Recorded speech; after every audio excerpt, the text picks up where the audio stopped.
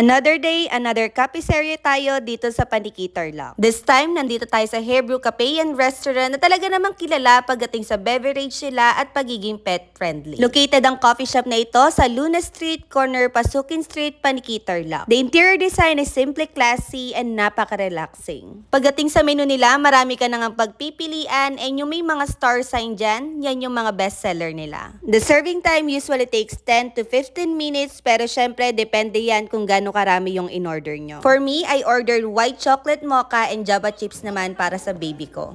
Nagustuhan din ito ng brother and sister ko na talaga namang napakaselan pagdating sa drinks nila. Well, actually, pag ganitong first time nilang matry yung isang coffee shop, ninanamnam talaga nila yung lasa and nandyan na nga yung verdict kung babalik or hindi na babalikan. Quality yung lasa ng mga beverage nila dito, kaya naman kung nagustuhan namin to, for sure magugustuhan mo rin ito. Yan lang muna sa ngayon. Thanks for watching!